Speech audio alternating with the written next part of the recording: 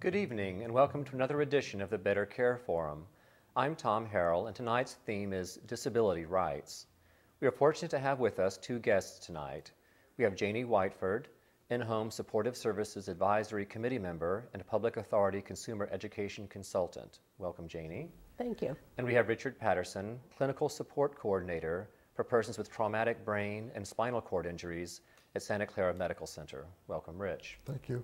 Rich, I want to start you off with a basic question, but one that's very important, which is, why is advocacy important in order to achieve rights for people with disabilities?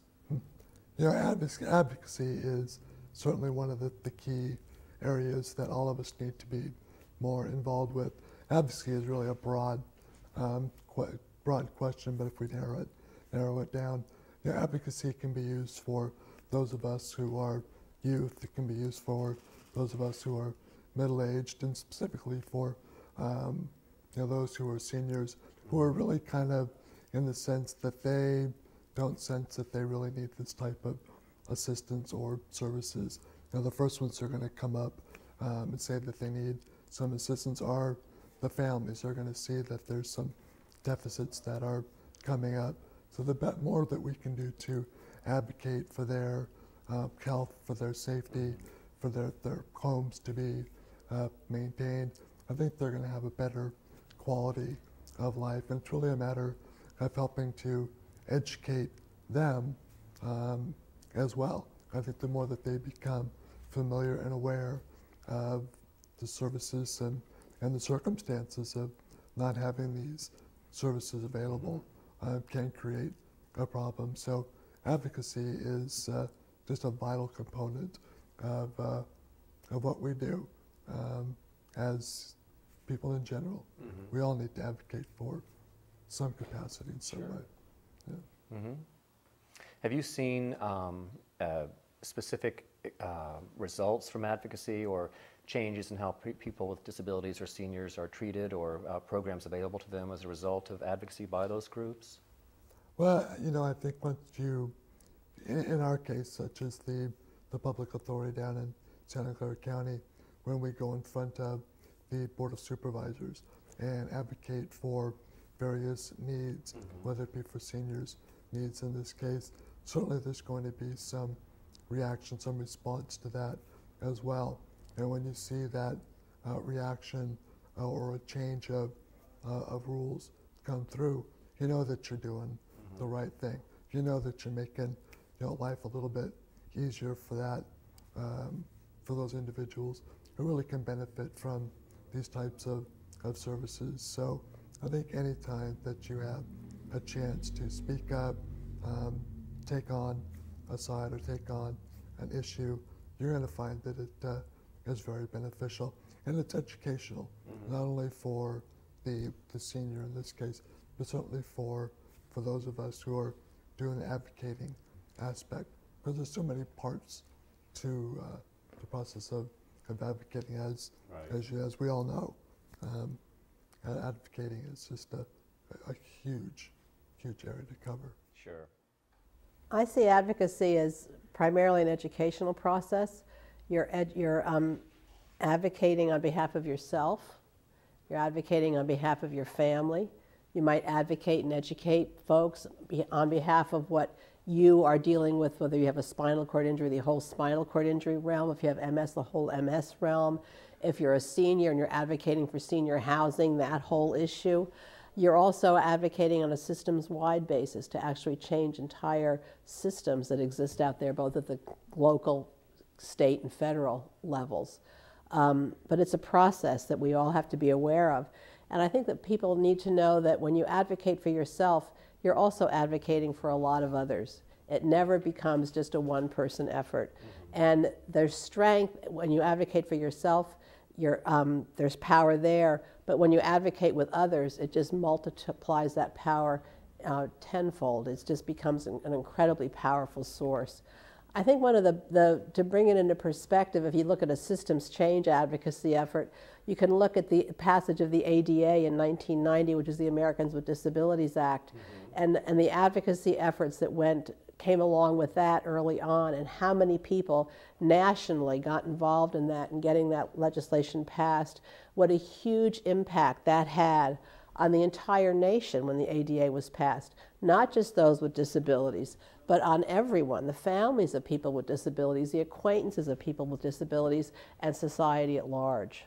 I think that you look at something in that great big huge global, the whole entire system, and then you can look at little advocacy things where you look at someone, as a matter of fact, I just had someone in my women's group call me the other day and said, my daughter is going to school, she's 5 years old, she's going to kindergarten, and she needs, I need to take her to school, and for me to get from my house to the school, I have to go cross 3 streets, and I'm in a wheelchair, and there are no curb cuts for me to get my daughter to school, and I don't want to have my daughter walk in the street with me. So she has to advocate on behalf of herself with that city to get those curb cuts in. And she said, I'm really not getting anywhere. My comment was to her was, well, you've advocated for yourself. Now go to the school and ask the school to advocate on behalf of you. And then you go to the city council and you ask the city council to advocate on behalf of you. So that too is a process that people have to learn. And it's not often easy, but I think that the rewards that you get by learning how to advocate are really just huge. Yeah. And do you find that are there any sort of, I'm sure there may be dissensions within persons with disabilities, you know, they may not agree on the same goals or the same methods of achieving those goals. Do you find that, by and large, there's a lot of alliances going on, or do you find that there's some people, you know, talking at cross purposes that also goes on? I think it just takes time for people to kind of gel and start working together. I think it's very clear that if you work as a cohesive team, that the more, you know, the numbers is power. And the more people you can pull together to advocate for a particular issue that you need to get resolved. I mean, just for example, you know, 2 years ago when the governor was ready to start chopping, you know, in-home supportive services off the block, well, you start getting enough people together, such as what we did with the public authority, going out to Sacramento, writing letters, talking with our assembly people, going to the board of supervisors.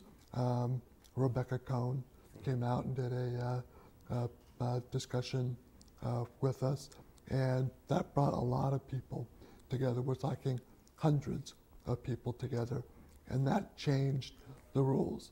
You know, the governor was headstrong that he's not going to change these rules at all. You know, I'm going to cut it.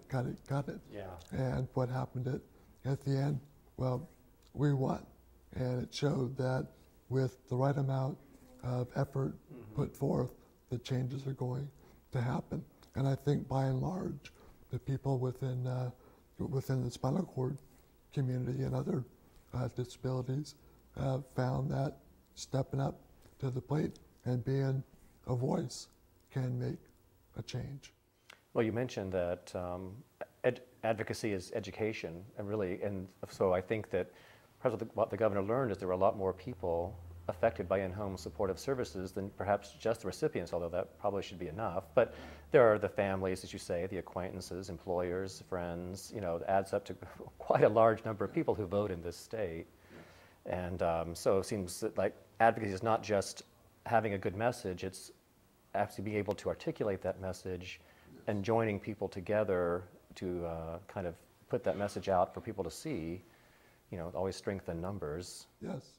Yeah. The alliances that you make are really important, that you ally yourself with other agencies that understand what your issues are and that you move forward together as a unified whole. And that's not just with statewide systems change advocacy.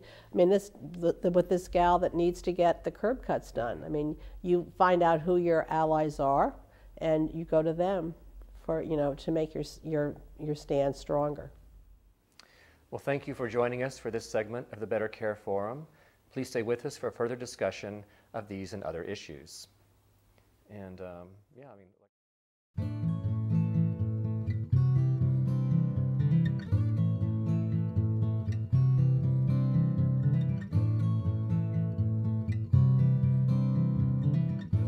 Welcome back to the Better Care Forum discussion on disability rights with our guests Janie Whiteford and Richard Patterson. I wanted to follow up on some of our discussion we just had about advocacy and rights with a discussion of the Olmstead decision and how that has impacted persons with disabilities in California. And Janie, if I could impose on you, perhaps you could give us just a little bit of background on what the Olmstead decision was and how it's being implemented. The Olmstead decision was a Supreme Court decision that came out of a decision in Georgia.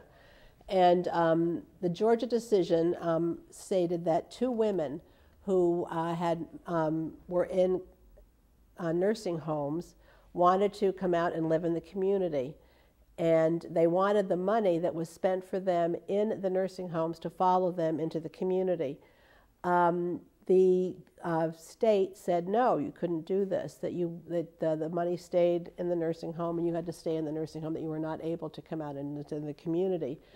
The case finally went to the Supreme Court, and the Supreme Court said this was an ADA issue and the Americans with Disabilities Act issue, and that these folks had the right to live in their own home in the least restrictive environment that was safe for them. Since then, the implementation of the Olmstead decision has come down that every state in the United States must what they call implement an Olmstead plan, which is going to be how that state is going to organize a plan that allows people to live in the least restrictive setting that they want to live in, and hopefully that what we call money follows the person, that the money, which is really sort of a tied-in issue but a separate issue, that the money that would be paid for that person to live in the nursing home would be allowed to follow them into the community so that they could utilize those funding to live in the community. This is a huge decision for folks because, as we know, there are a lot of people that live in nursing homes now who, with the proper community supports, could very safely, very adequately live in the community surrounded by their loved ones and have as much freedom as they possibly could have under the circumstances of their disabilities. California now, we have what we call an Olmstead group that is currently looking at the Olmstead decision and making a plan for the state of California how we're going to implement that. It's a wait and see as to what actually is going to happen. And it's contentious because the nursing home folks that don't really want this because they want their money to stay in the nursing homes. And if this happens and the money can't follow the person, they're going to be losing income. So there is that contingency that doesn't want it. There's also folks that feel that it's not going to be safe, that people are going to be allowed to live out in the community that really cannot adequately take care of themselves.